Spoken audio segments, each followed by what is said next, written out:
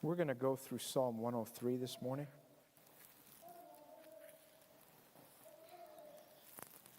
Psalm 103. It's a psalm of David, in which David wrote, "Bless Adonai, O my soul. All that is within me, bless his holy name." Is David hinting at something here? That's a dumb question, isn't it? No, he's not. He's commanding. He's commanding his soul.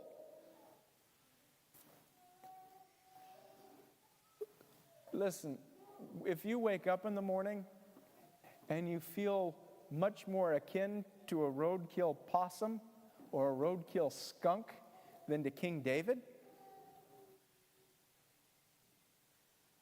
keep in mind that when King David wrote this, and wrote other commands like this, where he's commanding his soul to worship God, he was not feeling great. He was feeling rough, shall we say? Hi, sweetie. You want to come here? You want to come here? Come on. You had an escapee. Thank you. It's all right.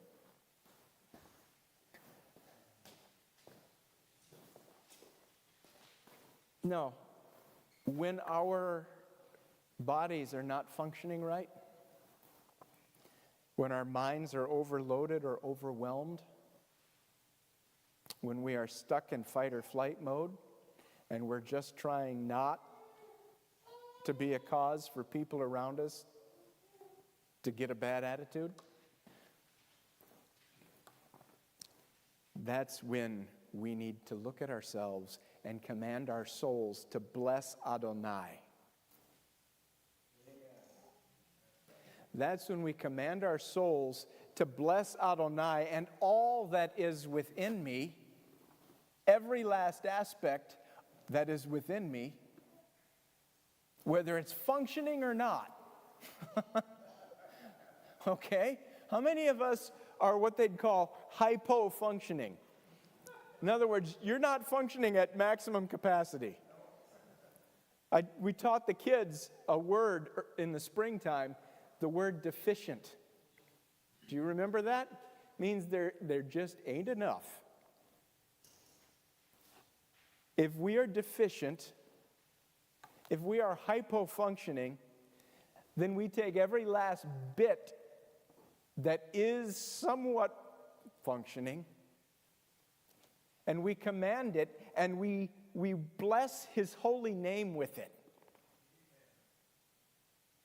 How does that look? How does that look? That means when you're racked with fibromyalgia and your joints are hurting, or your joints are even swollen and hurting, when you can't even remember if you had that first cup of coffee, or you can't even remember where your glasses are, and they're right here.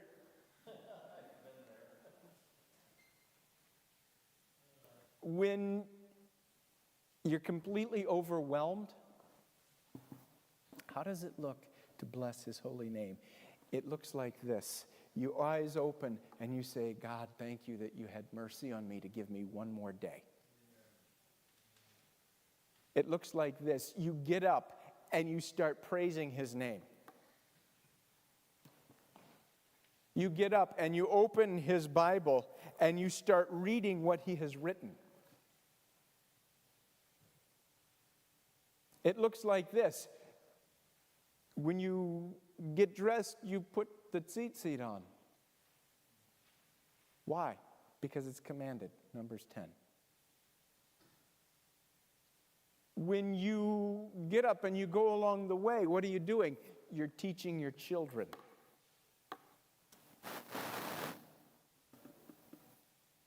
It's called being a living sacrifice, whether you feel like it or not. Day in and day out. That's how you bless his holy name. Think about it. How many times, and we've touched on this before, how many times do we have these things that we know we're supposed to do, but we don't necessarily define them? Sort of like blessing His holy name.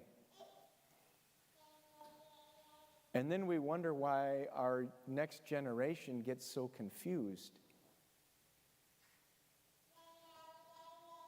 Because we have these things that are legit commands in Scripture, but because we've watered them down so much and because we don't even do them,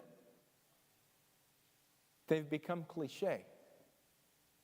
Or maybe we've totally reinterpreted them. And reinterpreted them wrongly.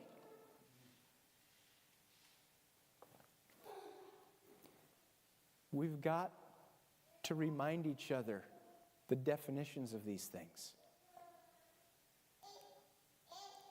What good does it do, Jesus, when you were so sick last weekend? Poor man had to get well to die. He was in bad shape. When you were so sick, what good did it do if somebody just came by and said, "Oh, God bless you, Jesus"? What good would it have done if your wife and children would have said, "You just keep loving the Lord"? It wouldn't have been any good. It wouldn't have been any good. They're true statements, but they wouldn't have been any good because there would have been nothing behind them. But when we take these commandments from God and we remove them from the context of His Torah and from the context of His kingdom and the eternality of Scripture, they become nothing but an empty cliche. To where you say, well, bless the Lord, oh my soul. And someone says, but what does that mean? What does it mean?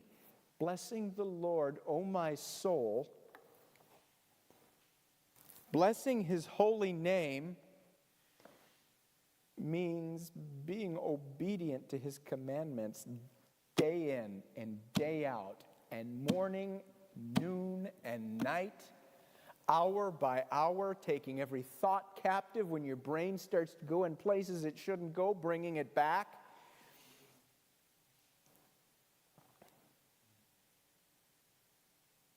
And everybody who is ADD is really good at herding squirrels because that's what your brain is like, about 50 squirrels going in every which direction. And you got to keep that captive.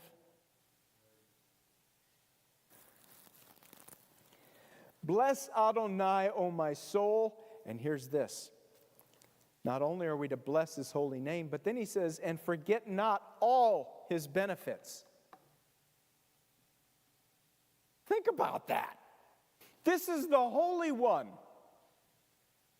He could just command us to bless Him arbitrarily. Do it. When I was a boy, and my parents would get a little bit tired of us, and our little mouths always saying, well, why? And I remember there was a line that would get crossed, and my dad would say, because I am your dad, just do it. And he was correct in saying that. But what does Adonai say to us? He gives us the command and then says, and forget none of His benefits. You see, a godly father doesn't have to lead by an iron fist. A godly father doesn't have to control every little aspect of his family's life. I have known people who thought that's what being godly was, and all that was is projecting your own mental illness on the people around you. Now, I was blessed to have a father who, when he needed to be firm, was firm. but was not hyper-controlling.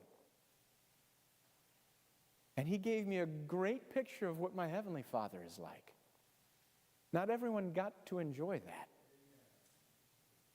But guess what? You get to enjoy it now. Because now you get to have a relationship with the Heavenly Father through His Son, Yeshua. And He says, I'm not going to tell you to just arbitrarily obey me. I'm not going to tell you to just arbitrarily bless my holy name. I'm going to have you remember all of the benefits of being my child. What are some of the benefits of being His child? What are some of the benefits? Think about it. Because you are His child, He wrote His Torah on your heart. He put His Spirit in you.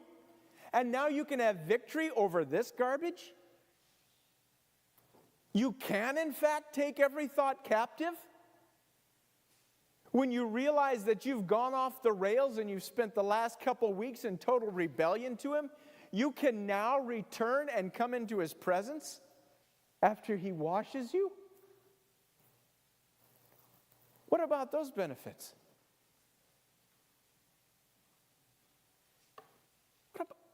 What about the benefit that He actually uses us? Think about that. He uses you. He speaks through you. There are times when Yoki will, after the tornado, we had to put the chicken yard back up. And I had Yoki helping me. He's 6 years old. He's not really that great at digging fence poles yet. But he's my son. He got the fence pole digger, and he was helping with the holes. He was helping with the different aspects of it. Did it slow things down? Absolutely. But he's my son. And how is he going to grow and learn to be useful for the kingdom of our household if I don't slow down and let him do these things? How are you going to learn to be useful for the kingdom of God unless the Father says, okay, I'm going to let you work with me on this. In fact, I'm going to work through you. I want you to open your mouth and say this to this person. And then he gives you all of the verses that you would normally never remember. Because quite frankly, none of us are that bright. But his Holy Spirit is.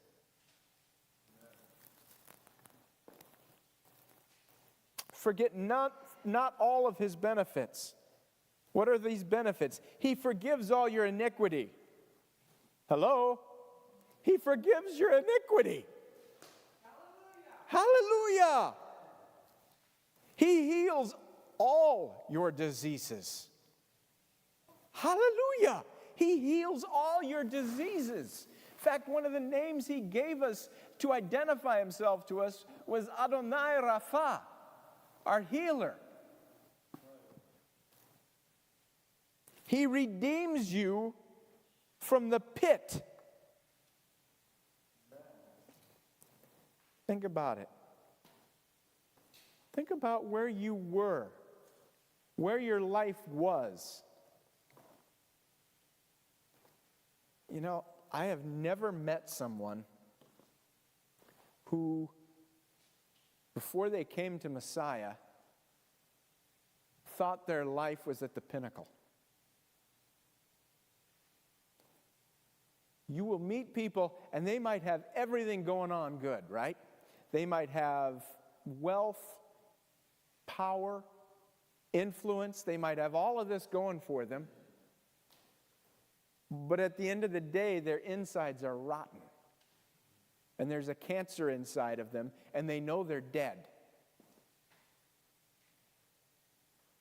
But then they come to Messiah, and they lose everything. And they say, what are you talking about? I gained eternal life. I lost nothing. I gained everything. And unless you've tasted and seen that the Lord is good, you don't understand that. He redeems your life from the pit. He crowns you with loving kindness and compassions. He satisfies your years with good things so that your youth is renewed like an eagle. Do you remember Moses? I hope so. This is a Messianic synagogue. I would hope you remember Moses. How old was he when he was climbing up and down a mountain? 80. And was he climbing up and down the mountain being helped up there by Joshua? No. And was he just going up there empty-handed, maybe with a stick? No. He was carrying some pretty big rocks with him, right? Stone tablets. Now, slate might not be as dense as some other types of rock, but it's still heavy. It's still heavy. Elsewhere we see that those who are righteous, those who are in his presence and are considered righteous by God, their sap never runs out. So Moses is climbing these mountains at an age when most people are going in for knee surgeries and hip surgeries.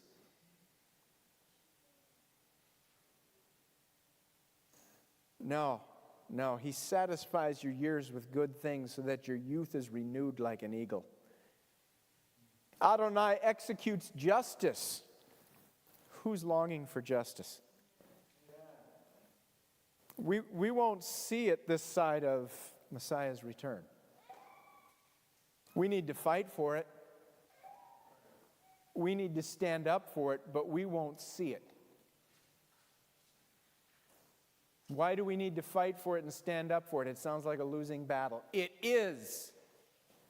But unless we stand up for justice and fight for justice, there will be none.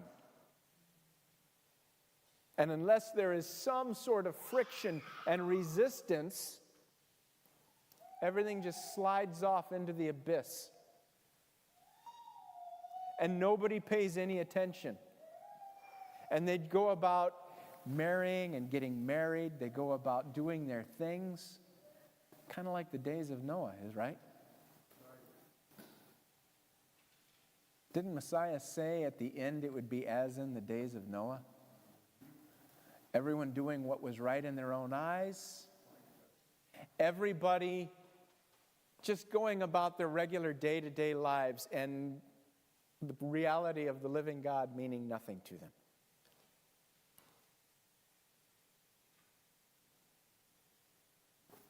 I mean, here we are on Shabbat, and there's people out digging in a garden. Believers.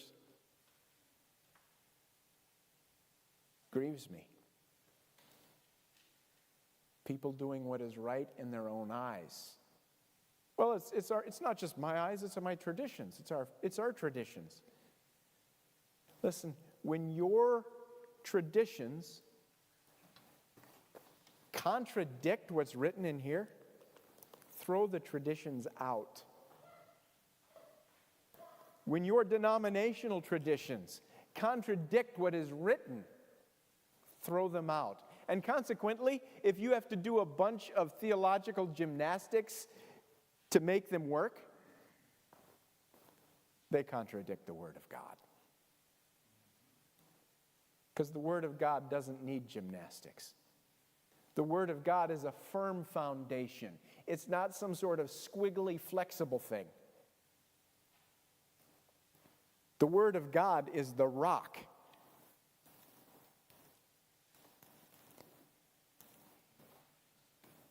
Adonai executes justice, judgments for all who are oppressed. He made his way known to Moses, his deeds to the children of Israel. Adonai is compassionate and gracious, slow to anger and plentiful in mercy. Who's experienced that? Everybody. He is compassionate and gracious, slow to anger, plentiful in mercy. Are you thankful for that? Are you thankful that he's slow to anger?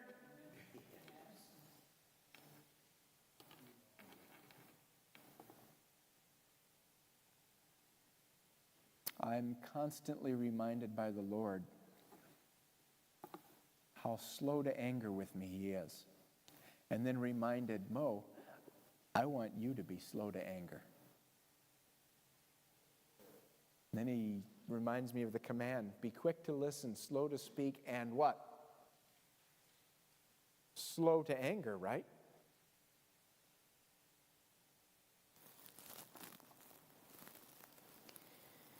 He will not always accuse, nor will he keep his anger forever. Hallelujah! You see, a lot of young people go through a period where they hear this voice of condemnation that just continues to churn away and just continues to grind them down, remind them of every single sin that they have committed when they were 3 years old. And just keep bringing these things up. And that voice is pretending to be the voice of Hashem. It's pretending to be the voice of the Holy Spirit. And it ain't. It's the counterfeit. It's the accuser. You see, the voice of the accuser is there to grind you down and destroy you and discourage you so that you take your eyes off of the King and don't aspire to keep following him. The voice of the Holy Spirit, when he convicts you, what is that for? It's so that he lifts your eyes up to him so that you can see your filth, be washed, and be brought back into fellowship with him. There's a difference. And when you have been brought back into fellowship with him, that conviction ceases.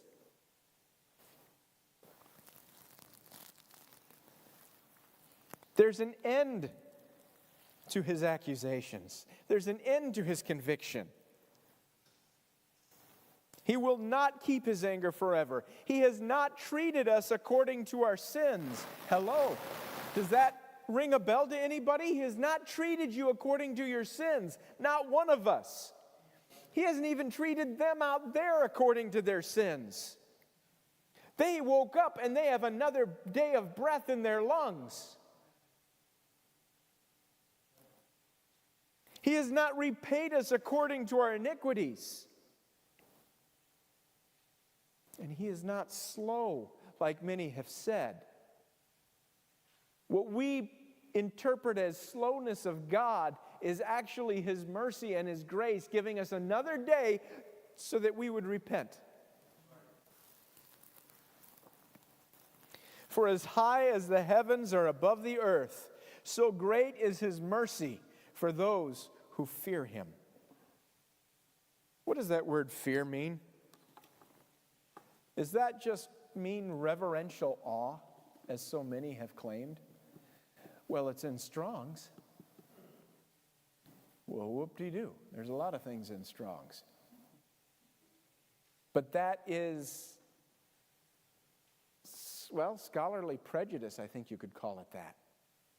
Because that is how people have chosen to interpret over the years. But when you look at the word as it's used in extra biblical text, that word fear means fear.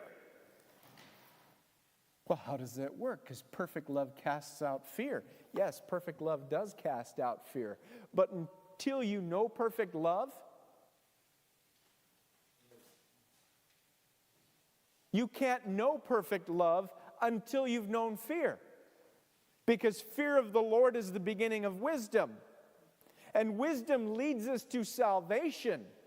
And salvation leads us to the experience of his presence and his blessing and intimacy with him.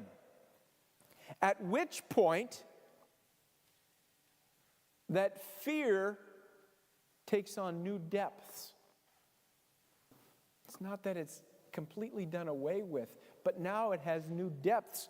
I fear the Lord more today than I feared him a year ago. I fear the Lord more today than I feared him certainly 10 years ago. 20 years ago, fear of the Lord was something I knew was something I needed, but again, it was something that was cliche. Fear of the Lord, what is that? It's fear!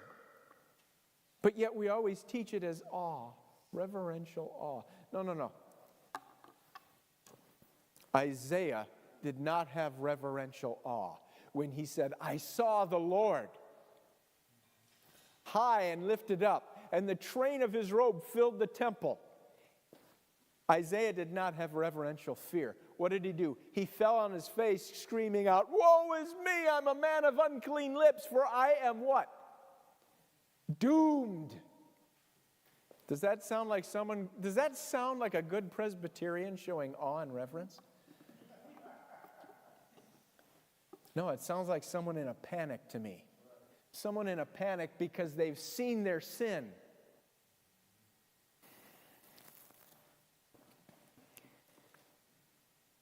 As far as the east is from the west, he has removed our transgressions from us. How many of us are grateful for that? How many of us look back on our lives and we see the sin that we walked in, we see the transgressions that we laid down in, and we are so grateful that he has removed them from us as far as the east is from the west. As a father has compassion on his children, so Adonai has compassion on those who fear him. There's that word fear again. The beginning of wisdom is fear. The beginning of his compassion, it begins with fear of the Lord. For he knows our frame. He remembers that we are but dust. He hasn't forgotten. He knows our deficiencies. He knows our hypo-functioning. And praise God, he hasn't thrown us out for it.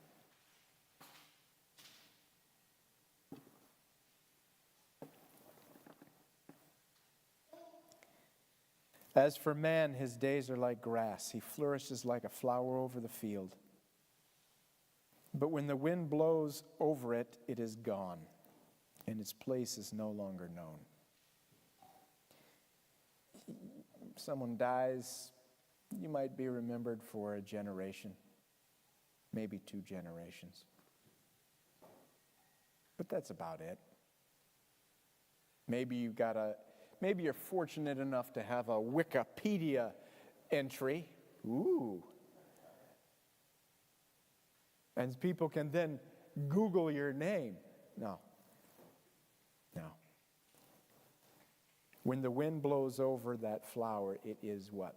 Gone. And the place is no longer known. But the mercy of Adonai is from everlasting to everlasting on those who revere him. That's interesting. Think about it.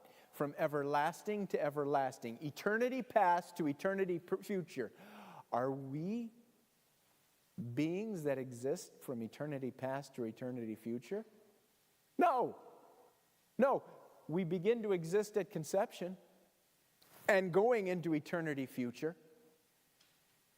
But eternity past, we existed only in his imagination. The imagination of God, because he knew us before the foundations of the world. He knew us from eternity past. He's always known his plan for you. But that plan became manifest. That plan became alive the moment that you were conceived. And going forward, eternally.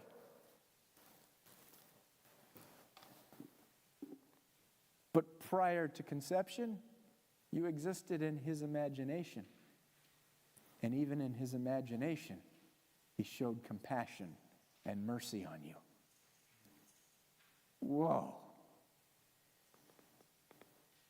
Forget none of his benefits. To those, his righteousness to his children's children, to those who keep his covenant, who remember to observe his instruction. You see, we take that blessing out of context and we just describe it to all believers. But it is conditional, isn't it? It's conditional. But the mercy of Adonai is from everlasting to everlasting on those who revere him, his righteousness to children's children, to what? To those who keep his covenant, who remember to observe his instructions. What are his instructions? What's the one word that we remind each other that means instruction? Torah. To those who keep his covenant, which is Torah, who remember to observe his Torah. For those people, the mercy of Adonai is from everlasting to everlasting. And those people, his righteousness to their children's children. Sounds kind of works-based, doesn't it? No, if you love me, you'll obey me, he said. And unless you love me, you can't know me, he said. And for those who don't know him, what is he going to say? Away from me, I never knew you. For we have been saved unto good works. What are those good works? Obedience to his instructions. This. Adonai has set up his throne in the heavens, and his kingdom rules over all. Bless Adonai, you angels of his, mighty in strength, performing his word, upon hearing the utterance of his word. Think about that as we sit here and we read his word. Even the angels have the good sense to bless Adonai when his word is getting read. Bless Adonai, all you his armies, his servants who do his will. Bless Adonai, all his works. All of creation, everywhere is his dominion. Then he commands his own soul again. Bless Adonai, O my soul. Amen? Let's pray. Heavenly Father, I thank you that even when we are hypofunctioning, even when we are deficient, you remain sufficient. You remain El Shaddai. Father, I pray that today's worship, your Spirit would speak and that you would be glorified. Help us, O Lord. I pray that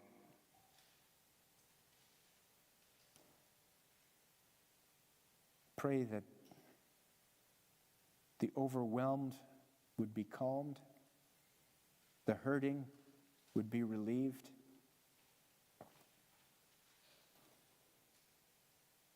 the oppressed would be delivered,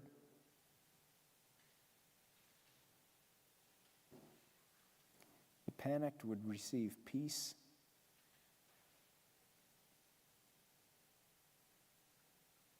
I pray that we would just rest in your presence today, Lord. B'Shem Yeshua HaMashiach. Amen. Let's stand, please, and